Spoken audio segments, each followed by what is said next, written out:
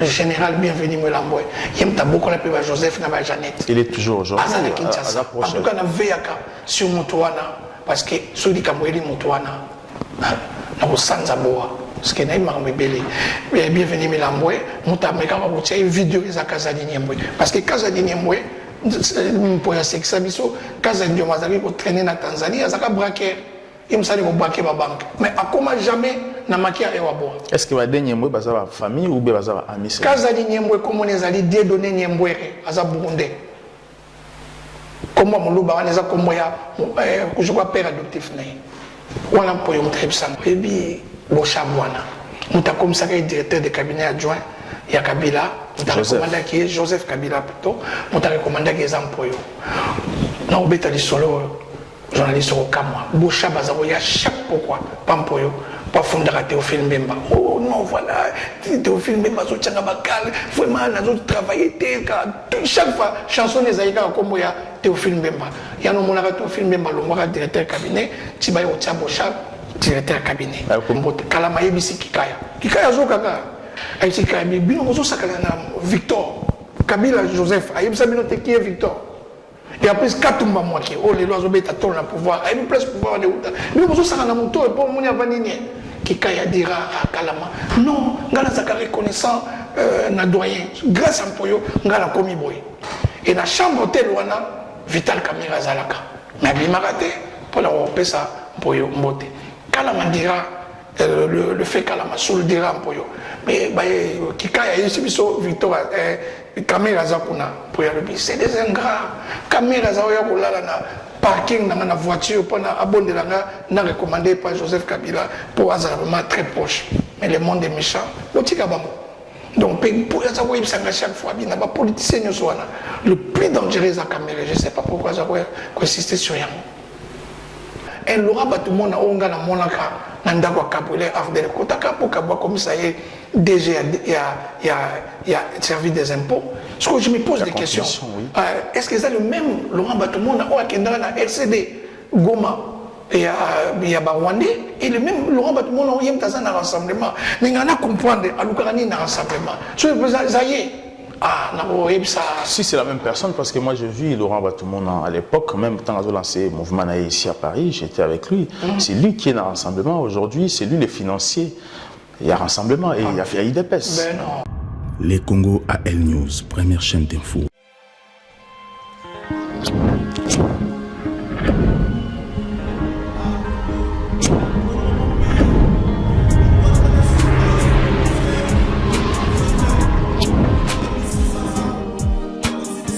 Bonsoir, bienvenue à l'émission Les Congo.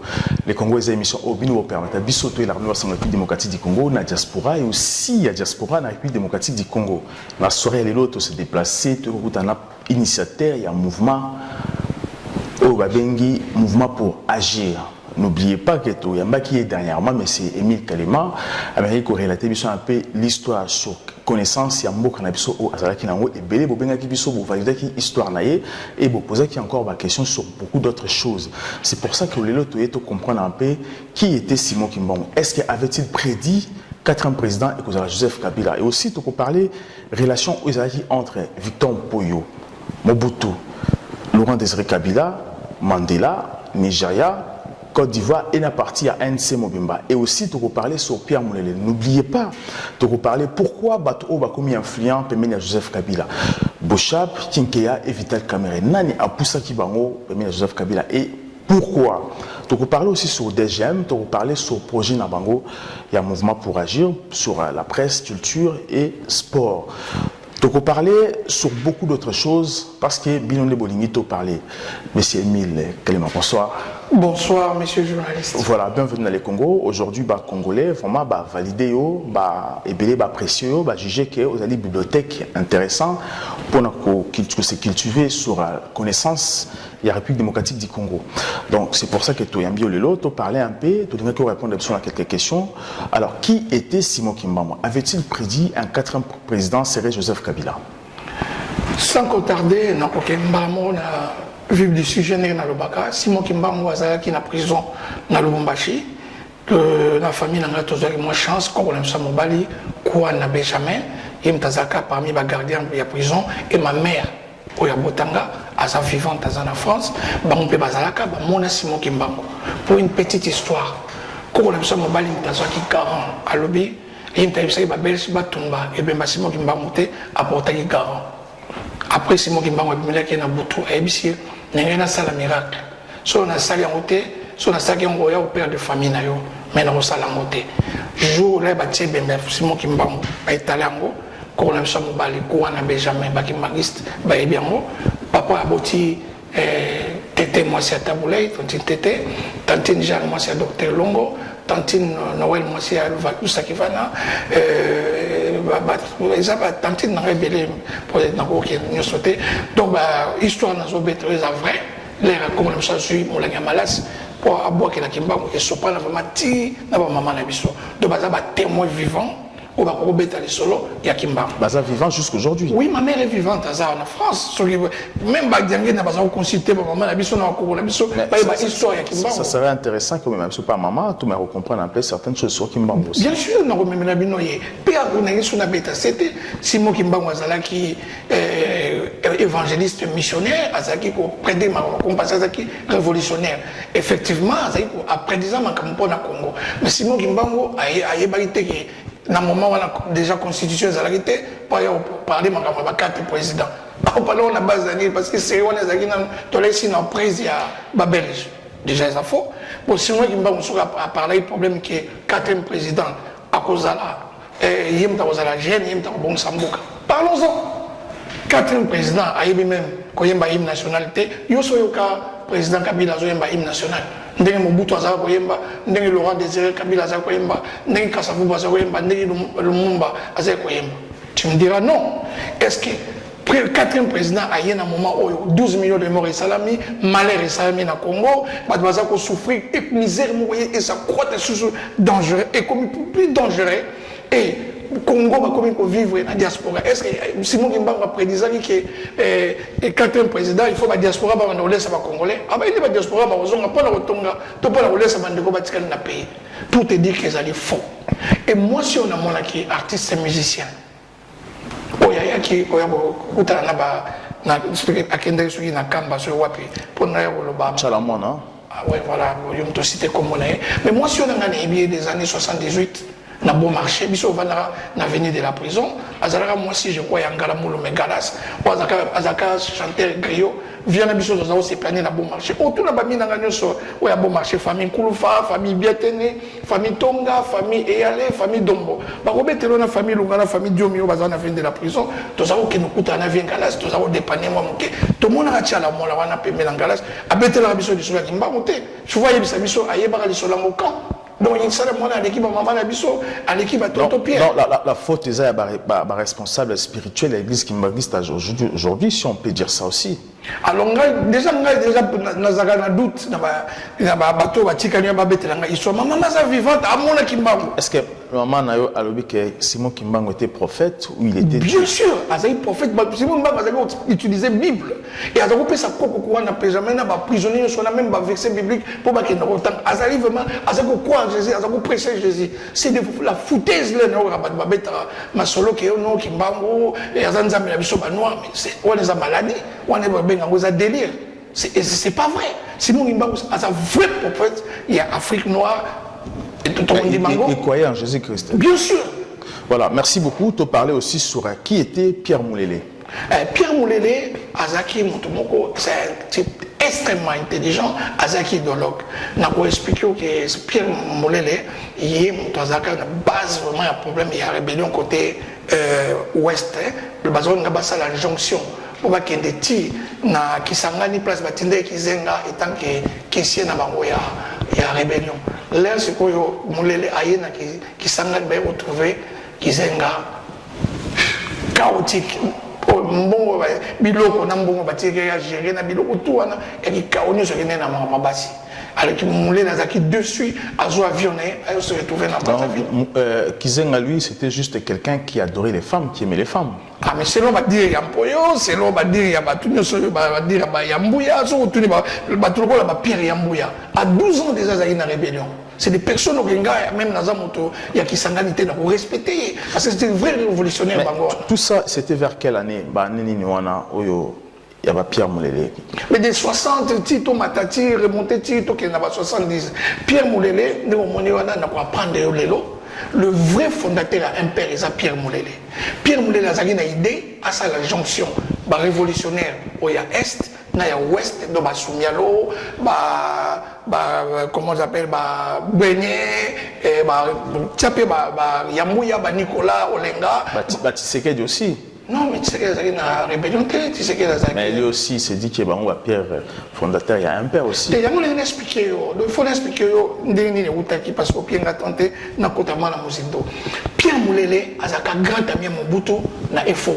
Parce qu'on vend des chambres, il y a Mandou Moulagnet, na Mobutu. Mobutu a quoi admirer parce que Pierre Moulele a un comme Amingi. C'est pas pour rien, non, qui ministre de l'éducation. Donc Pierre Moulele a un manuscrit de un mouvement populaire de révolutionnaires. Donc dans la jonction, il y a Est, na rebelle, il y a Ouest.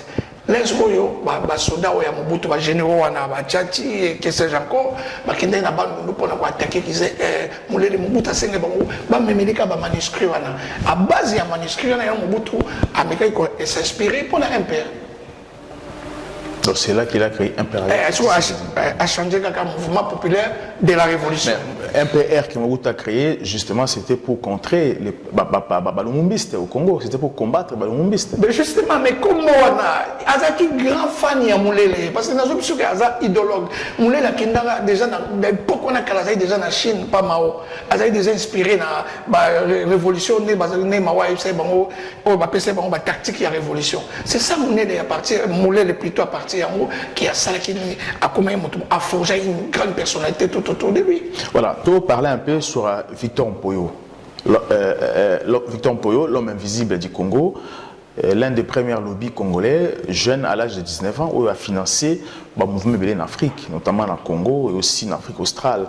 Alors, quelle relation est bien liée Victor Mpoyo, Mobutu, Laurent Désiré Kabila, ANC de Mandela, Nigeria et la Côte d'Ivoire? Victor Mpoyo, Azaki, je crois, à 14 ou 16 ans, Laurent Désiré Kabila, il y a un mois ci, Maman Kibao, Azako fouté la landa, oncle à Pierre Victor Mpoyo.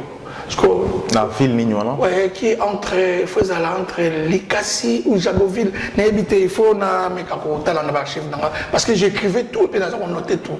Donc, on a foutu entre Likasi ou bien Jagoville, je ne m'en souviens plus. Mais ce que je sais, on a foutu là, Maman Kibao, on a foutu là, par oncle Victor Mpoyo. Maman Kibao, c'est la mère. Grande sœur, il y a Laurent Désiré. Grande sœur, il y a Laurent Désiré. On n'a pas grande sœur, Kabila avait, je crois, 9 ans. 9 ans ou 8 ans. Depuis jour mon Mpoyo à côté, na Katia Parcelle. Kabila le père a moni Victor Mpoyo na chaussure à Pembe. Et puis non, grand frère Galinga ou Kabila na chaussure au Mpoyo. Bien qu'on quoi ôter. C'est là na osombelo na voyé là. C'est comme ça que Mpoyo quelques jours après à Zongi a yeli Laurent Désiré Kabila chaussure à Pembe a compris que on est au na classe. Voilà pour la relation que Mpoyo na Kabila ba yebana longtemps. Et Mobutu maintenant. Et Mobutu, c'est quoi? Pierre Victor Mpoyo a exposé un tableau na Lobo Kananga. L'air à qui Moutayamba Kaye Lito Moboti. Et nous avons précisé que Lito Moboti est le premier agronome congolais. Assis ça na Kisantu. Des mitaki na colon na Lobo na Kananga. Lito bakutani na Mpoyo parce que Lito a dit cultivé que personne ne vous trompe. Lito aibisi Mobutu aibisi Mpoyo non nazana neveu nanga mwazana efoka nanga na représenter l'air au na messe des officiers pour exposer ba tableau. C'est ainsi que Lito na Mpoyo bakena efoka nanga Lito a présenté Mobutu pa Mpoyo et na kinmo muke après Mpoyo découvrir Moulele na Mandou Mbulanyati bazaki ba voisin Mobutu na chambre d'info. Voilà, merci beaucoup. Tu marques pause, tu vas revenir juste après. Les Congo AL News, première chaîne d'info. Voilà, je rappelle que ce soir, tu es par initiateur et un mouvement pour agir. Monsieur Émile Kalema Oyo a Betela Kibiso du Solo sur la République démocratique du Congo, vu connaissance Oyo Azoa qui est pas ancien, au même qui diriger Congo, puis aussi même qui financer pour que le Congo soit stable malgré que au bas diriger Congo va quitter. Monsieur Émile Kalema. Alors, pour continuer. Explication sur Victor Mpoyo et ANC aussi Nigeria et Côte d'Ivoire. Alors, Victor Mpoyo, là, en Afrique du Sud, à Sala, boxe. Ce que vous comprenez à bord, c'est ça qui Nelson Mandela. Moto asuka Nelson Mandela kutana avec une prison, c'est Victor. Nelson a financé l'ITIA ANC, protéger mes camarades ANC, la famille n'a pas de maboko na yo. De bande Nelson Mandela kota prison, nandenga bimaki pour y monter charge la famille Mandela. Si koyo ba membre ANC les bazaki traqué par blanc. Mpoyo ayaki ovanda na Nigeria azalaki ambassadeur itinérant na Nigeria yem tazwa tambombeki et quelques membres ANC aya ovanda sabona ndakune na Nigeria ambassadeur itinérant na Nigeria non il y a président Nigeria il y a moment on a du coup ça Obasanjo ou bien Babadinga je m'en souviens plus il faut vraiment se ressourcer na archive na ko pesa no détail. Si je comprends bien, Victor Mpoyo aussi a financé à l'époque le pouvoir nigérian. Non, c'est-à-dire que Nigeria est déjà fort. Ayaginde a contribué à payer parce qu'il y a un elf total dans le Nigeria. Il y a une confiance, il y a un titre ambassadeur itinérant. À ce moment-là, on peut mettre au feu de la Côte d'Ivoire. À ce moment-là, ambassadeur itinérant, il y a Côte d'Ivoire, il y a président Côte d'Ivoire dans le monde. Ce n'est pas pour rien que ça qui est à Chouana. C'est il y a un bétail de solo, il y a un peu là. Et à partir du Nigeria, neto na batu ya un peu là contacter Kimpoyo pour aider bango pour l'intervention qui benne. La répéter là qui yango. Donc ils allaient l'herbe pour y yebisi yango pour y quitter na Guinée de Conakry à okutana Sékou Touré. A expliquer Sékou Touré problème. Sékou Touré bi bon tozobenga amina na Fidel Castro. Donc pour y yebana na Fidel Castro na sima Sékou Touré. À la lèvre ba bengi Fidel Castro yebisi bango pour préparer 20 millions. Et vous pouvez barrer sous l'avion, il y a le touriste. Et à partir de là, il y a le monde qui escale. Na Conakry, il y a le touriste. Au moins, on a maquillé, on a tous les bateaux révolutionnaires. On a Che Guevara, on a Kotan, milliers pour financer. Donc, si je comprends bien aussi, est-ce que Mpoyo Motu a influencé ex-Katangé, qui est en Angola pour faire asseoir le pouvoir angolais. Voilà, il y a un négocié qui a un peu là pour les Tigres qui sont installés en Angola. Voilà. Et FDL 1, coordonnateur politique, Ezalaki, Laurent Désiré Kabila, la structure militaire en haut, coordonnateur militaire Ezalaki, général Fonse de Mouneni. Donc, si je comprends bien, Victor Mpoyo, qui combat la boxe en Afrique du Sud, c'est lui qui a permis qu'il y ait un contact avec Nelson Mandela. Voilà. Il y a un contact avec Nelson Mandela, il s'implique vraiment dans l'ITIA il y a ANC. Alors, parmi les vraiment soutenir ANC. Jacob Zuma, c'est des bandits, c'est des sans mémoire. Il y a même Tambombe qui a comme s'est racheté pour un problème à Congo. Parce qu'il y a une dette morale pour beaucoup là-bas. Parce que le Nigeria. Est-ce que tous ces gens-là que Victor Mpoyo a rendu au service, est-ce que vous êtes reconnaissant le service de Victor Mpoyo ou pas? Pas président Nyonso. Oui, il y a un est-ce qu'il Afrique ça n'a évité ce qui est un problème. Mais est-ce que je sais? Mais ça a déjà passé. Donc, Bissonde Autotikali, avec la jeunesse oyasika montante et Afrique, tout le monde bâti sur l'Afrique, n'a pas basé bien. Je crois que la réponse est... Voilà, tu parlais aussi sur, toujours dans l'élément où tu as parlé sur Bochab, Kinkeya et Vital Kamere. Bah, comme influent dans le Congo proche à Kabila. Pourquoi? Qu'est-ce qui s'est passé? Nani a Tchabango place? Non, c'est que ça, oui, que Victor, il prenait tout son temps. Et là, il se dit, Toye, Totier, Azon Naming Sushi. Et ça, ni moi, japonais. Sushi. Azolia, alors on a Napoléon, on a sauté, avant de couper la solo. Nous avons Seka, oui, bien, Bochabouana. Nous avons comme ça, le directeur de cabinet adjoint, il y a Kabila. Nous avons recommandé qui est Joseph Kabila plutôt. Nous avons recommandé qui est Zampoyo. Nous avons dit solo, journaliste au Kamwa. Bochabouana, il y a chaque pourquoi, Pampoyo.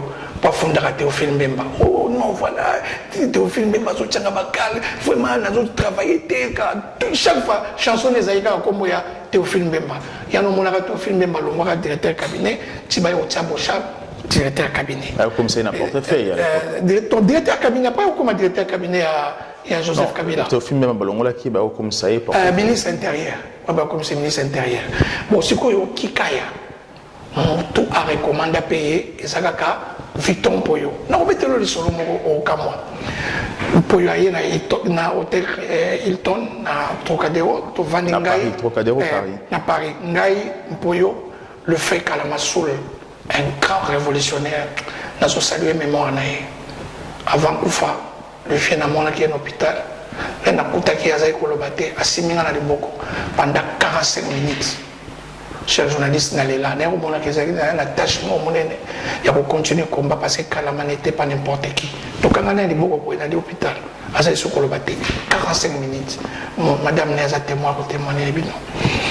Après, tout vendu, tout le monde qui kaya. Il y a vital caméra, batami, il y a aussi un mouvement pour te éviter. Maman qui kaya zoleka, maman Kalama bengi.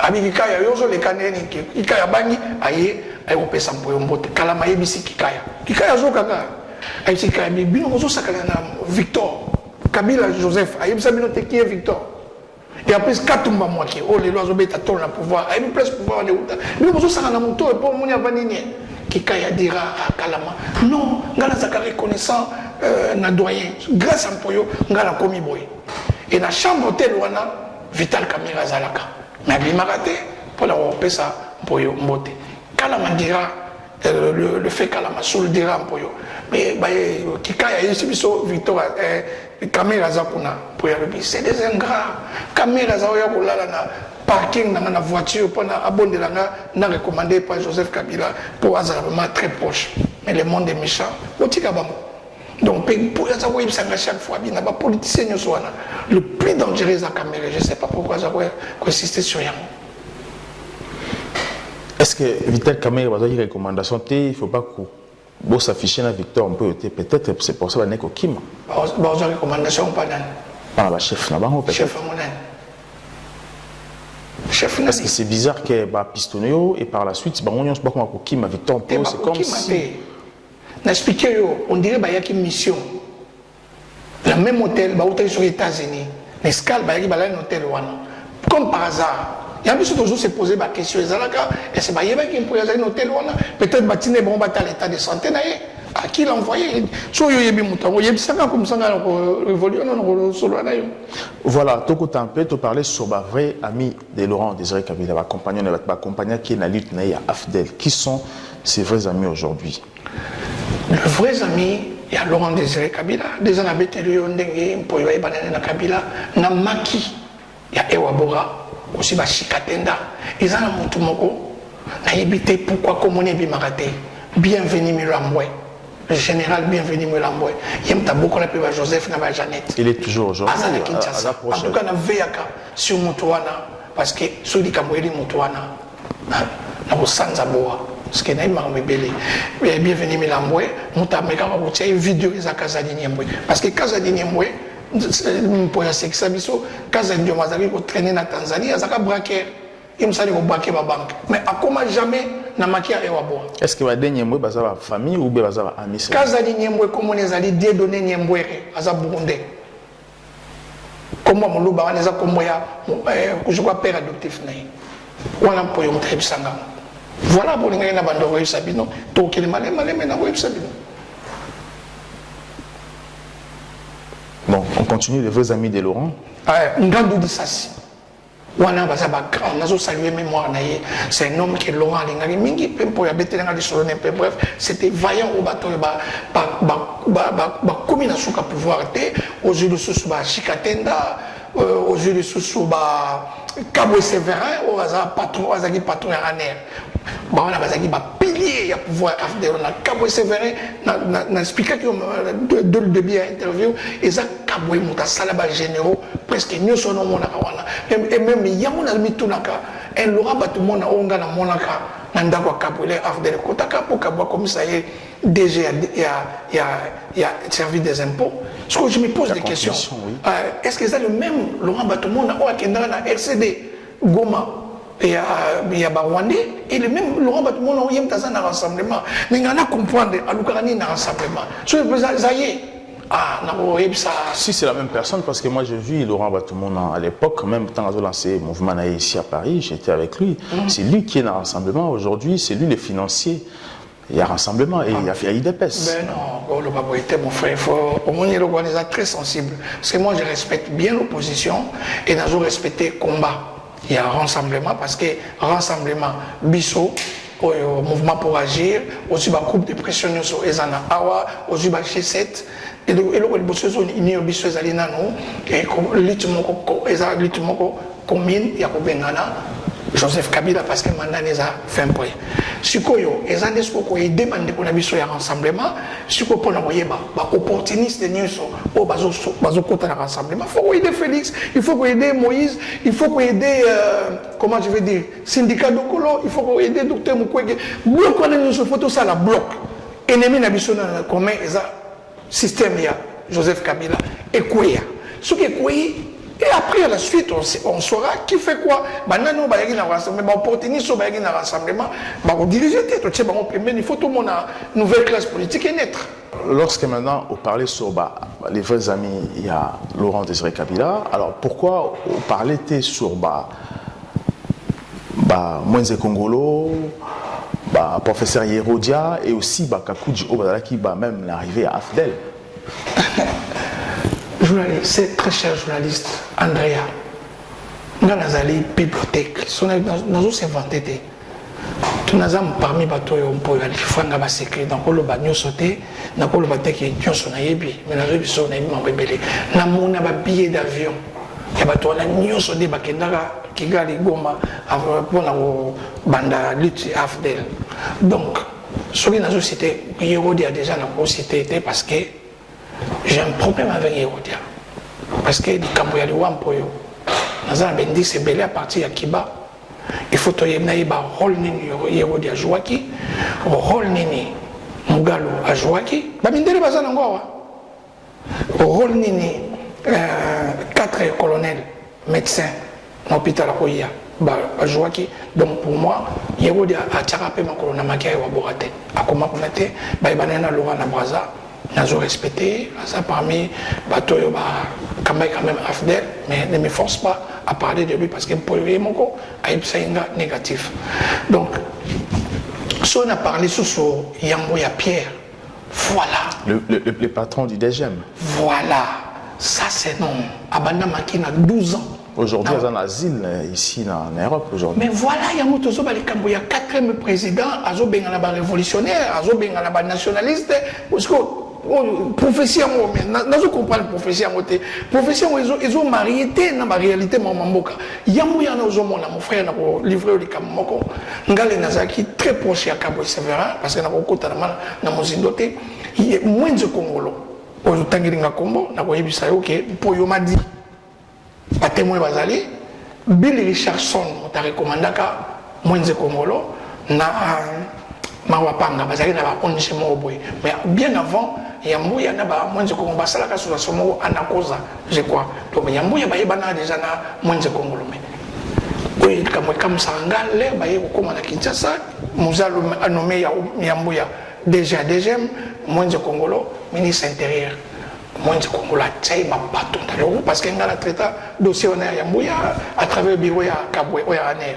Donc, comme nous avons censé, le qui est bien, d'abord, c'est mon vieux du quartier à Matongé, et après, nous avons une injustice, nous avons aussi porté à côté. Il y avait eu un certain Tamboué.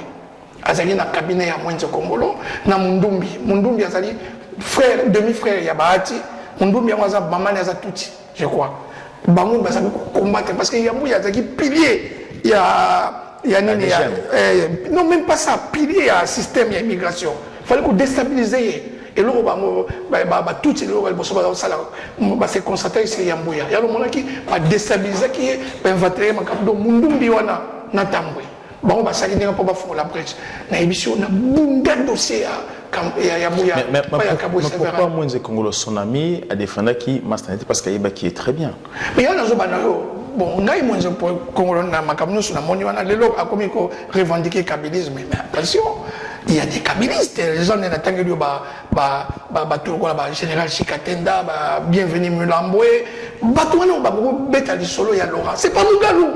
Mugalo a un maître école primaire dans Kabalo, sur le Congolo. Mugalo a Laurent Désiré Kabila.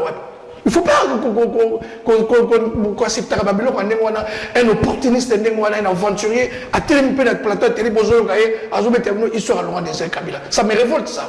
Voilà, je demanderai à un journaliste congolais, au Bazana Kinshasa, au Boyambaka, Mugalo, na RTNC, pour poser ces mêmes questions.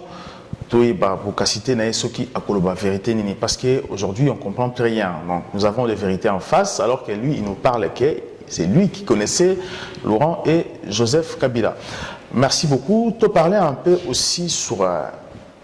alors, il y a un dossier Moramouké sur les arrestations. Il y a Franck Diongo, prisonnier, colonel Ngwashi, qui dernièrement, est-ce que le ministre de la Justice, Tambo Mwamba, est-ce qu'il a répondre à message au Tindele qui est pour libérer un peu les prisonniers politiques? Parce que tout le monde qui dernièrement, il y a 2 jours passés, Ndekonabiso, Oyo, Bautiko Kanga, na hôpital nae, Franck Diongo, Bautiko Kanga na hôpital pour azong sae, la prison, est-ce qu'il a répondre favorable à la question? Monsieur le journaliste, je crois probablement il y a Flori Kabange.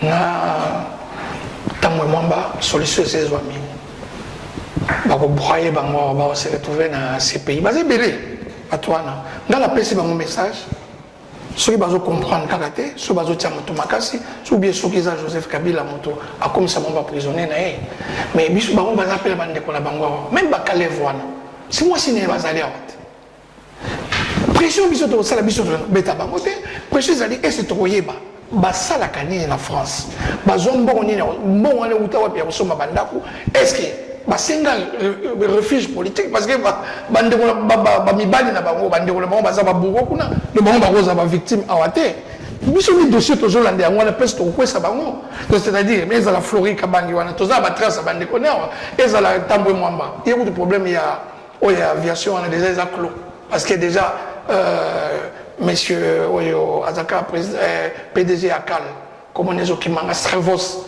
bazo attendre déjà la Belgique a témoigné pour l'entendre déjà les acclos. Mais là tout est-ce que bateau la base normal. Tu quand habité là, monsieur journaliste, c'est problème il y a Kalev. Ngai na yebi Kabwe Severa. C'est le premier patron, deuxième patron plutôt il y a Aner. J'ai vu beaucoup de monde défiler. Kabwe parce que Kabwe n'était pas n'importe qui. Kalev, n'a pas la vérité. Kalev a eu Sabino l'air à Kinshasa. Comment bien on va congolais, aux banga, aux à la péré, dans mon tournoi, au bout place à Outité. Kalev a eu à Kinshasa commis, à Yola Nanda. Première fois à Kinshasa.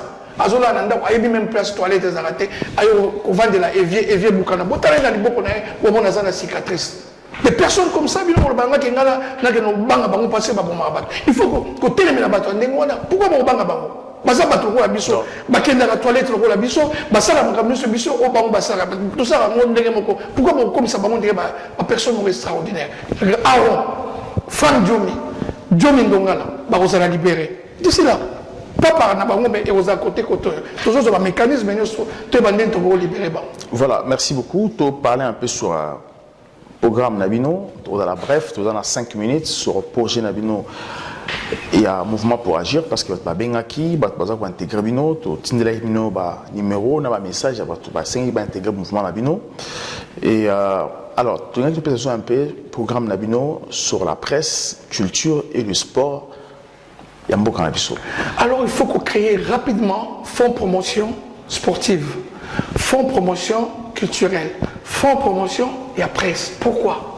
La presse, pourquoi? Parce qu'il faut tout structurer presse. Bah, fonds Union européenne pour la presse, il faut tout canaliser et ça la gérer dans les autonome, autonome, fonds de promotion de presse. À partir de chaîne de télévision, éditorial, tout constitué à la presse, ce qu'on appelle crédit. Dans le fonds de promotion culturelle, Batali Makamnabango va présenter bilan professionnel, Batali Ango, ceux qui sont corrects, ils ont vraiment la norme, ils sont filer ça pour salaire et journaliste, ils ont bien.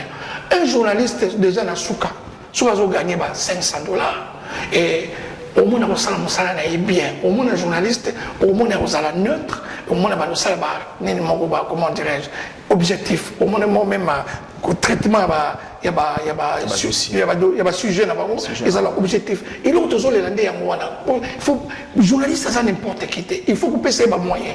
Par un sport, fonds de promotion sportive, et c'est le moment il faut diriger là-bas 6 joueurs. Pour pas nous comme il va bénéficier de l'autre côté. Les équipes, ça n'a rien à voir dans l'État. Malgré que vous allez à la carte, il y a étatique, 50% privé, 50% l'État payé. Mais bango débat joie. Nous on a pour tout le sport parce que bango il y a ouvert ba club. Ba club ils ont ba moyen, ba ça il bilan professionnel pour la vite à club. Vite Club, par exemple, font des promotions culturelles. Tout n'a bien entendu, on est et l'Union européenne, un peu partout, dans l'organisme, il faut appliquer le mot taxe pour l'ango. Chaque entreprise étrangère pour investir dans le Congo, a sa taxe, il y a presse, taxe, il y a culture, taxe, il y a sport. Parce qu'il y a culturel en soi, on a une culture, tout ce monde a des musiques qui n'aiment pas aller. Alors qu'est-ce qu'il faut faire? Il faut couper ça au pouvoir d'achat, Nabatou, pour que CD, par exemple, moyennant 1 euro. Les bases sur ma CD, font des promotions culturelles, ils ont payé ça crédit dans ma fonctionnaire. Par exemple, 5 $ par mois, dans chaque bon, les agapos et permettent à au moins plus ou moins 5 CD. Donc, font des promotions culturelles et vous créez un studio d'enregistrement et vous créez une chaîne de promotion culturelle. Ils ont la musique, ils ont la peinture, ils ont art dramatique, ils ont le théâtre, tous les origines dans la réunion, ils font des promotions culturelles. Dans le moment où on a structuré un salaire, il y a bien, la musique, et comme bien, tout le monde a un bulletin de pays. Comme ça, ils allaient structurer, les musiciens vont gagner vie bien, les journalistes vont gagner vie bien, et puis les sportifs vont gagner vie bien. Comment allez-vous maintenir la stabilité économique dans la République démocratique du Congo face à la corruption? Oui, monsieur le journaliste, à propos il y a corruption, il faut révolution morale.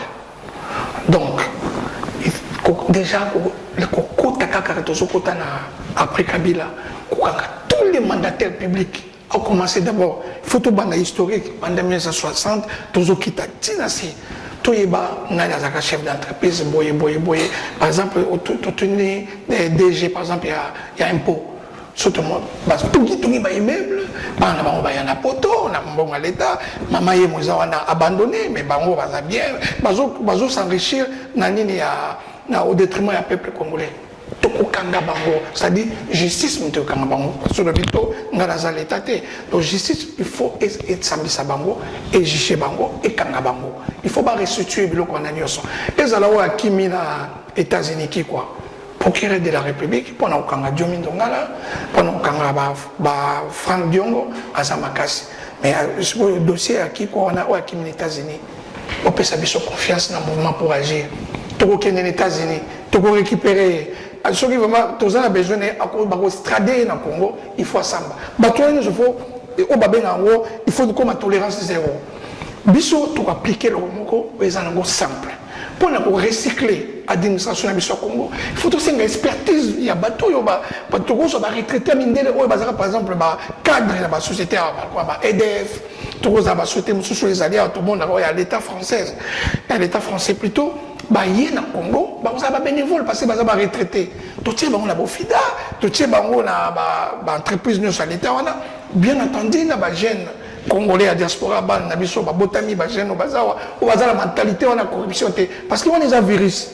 Tout le monde a des Congo, mais il y a des place au monde a prier professeur Kimbango. Voilà, bateau Kimbango, il va construire Congo. Et la diaspora, il est conscient. Diaspora au Bazali intégré dans l'Europe, ils ont la diaspora où ils traîner dans les villes de Libandate sans qu'au salaté, ce n'est pas eux. C'est la vraie diaspora, ils ont Kinshasa, Congo, mais Bazali, qu'on comprendre le sens et la responsabilité à Bomoto. Bien sûr, monsieur le journaliste, quand on parle de diaspora, le mot diaspora, diaspora touriste était. La diaspora engagée au dans pays étranger, comment on appelle ça? S'intégrer, s'habituer dans le longtemps, et puis moi, dans mon cas, pour un problème, il y a corruption. Donc, c'est simple, il faut justice indépendant. Si la justice est indépendante, tout le monde est au-dessus de la loi. Ce n'est pas possible. Il faut que tout le monde soit en assez à la loi. Tout le monde soit juger. Tout le monde a payé, les Français, Sarkozy va attendre, on va passer à la garde à vie. Pourquoi pas tout ça? Surtout comme l'état de droit. L'état de droit, c'est la façon. Surtout, on me dit qu'on pallier et le coup, on va attaquer sur ma casse vraiment, et ça les problèmes au Tozobenga. Comment infiltration et salami dans le sommet de l'État, et salami dans l'armée, et salami dans le renseignement, et salami dans la sécurité, dans la force publique. C'est simple. Nous sommes Congolais, nous avons la chance. Et le Congo, nous avons pensé à une chance, mais nous avons une identité culturelle. Cela veut dire que les tribus sont au Congo, ils sont reliés entre langue et tribu. Donc, si vous allez, nous sommes au Loba qui sont. Si vous allez Mouyandi, au Loba qui yandi. Si vous allez Moluba, au Loba qui Loba. Si vous allez Munande, au Loba qui Nande. Et c'est simple. Tout le monde a tiré les Congolais. Tout est Congolais. Parlons-en. Est-ce que nous sommes déjà à Poto, au monde belge, aïe, ou flamand, aïe en France, à Zolbakaza flamand français.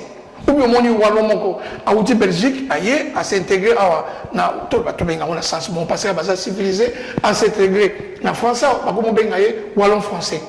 C'est la foutaise. Donc, Baoubé Wawana, Babizima Kawana, tout faut tous à la civiliser. Ou bien un combat d'idées, tout vend wana. Yozanan, o touti congolais, o langue naoni, tout kangabango, c'est-à-dire tout jobango parti et le Rwanda. L'armée, tout ressources la main, abisso, infiltré, tout bim sabaondengona.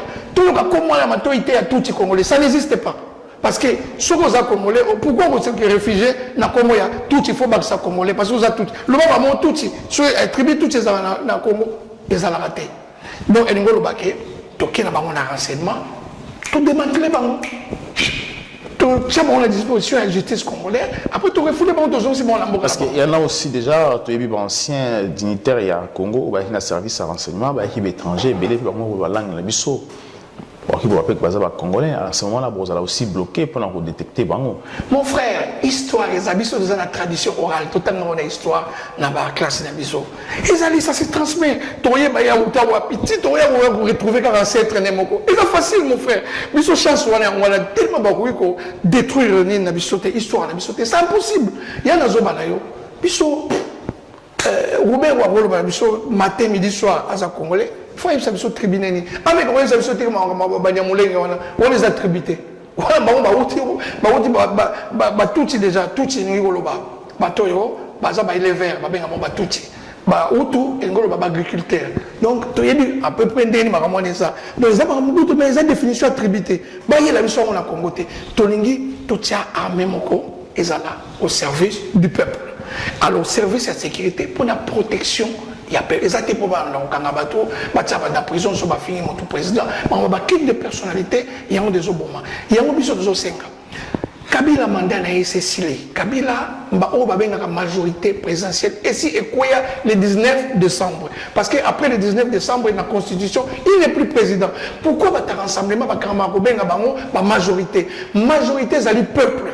Nous avons un rassemblement, nous avons un mouvement pour agir, nous avons un mouvement de pression en France, partout en Europe, nous avons un G7, nous avons Dokolo, nous avons Docteur Mukwege, nous avons un mouvement pour la majorité du peuple congolais. Parce que c'est comme un peuple. Nous avons une majorité, il faut au moins la majorité de fraudeurs ou bien la majorité de farfelus. Mais la majorité présidentielle, ils ont existé. Merci beaucoup, M. Émile Kalema. C'est moi qui vous remercie. Je rappelle que vous êtes initiateur, il y a un mouvement pour agir en Europe. Merci encore de nous répondre à l'invitation d'Abisso. Prochainement, Tokoya, toute la réaction, il y a émission Oyo, Tokoya, tout ça là sur ce sujet, parce que je belé. J'espère encore pas nayo.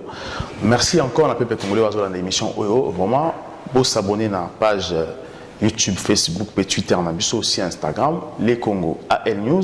Vous partagez l'émission Bisso, surtout vous contactez Bisso, qui vous en a pour ça, vous contactez Bisso, puis vous me reparler à M. Émile Kalema, n'hésitez pas, écrivez, appelez, pour répondre Bino. Merci encore à l'équipe technique la Mobimba, l'André Photo la réalisation, Kaki Kane qui bien vite Mangala la caméra, Marie-Josée la coordination, et aussi merci d'avoir union sur l'émission Bisso. Vous êtes le voir toujours, je suis congolais, Kabila Nutu. À très bientôt. Les Congo AL News, première chaîne d'info.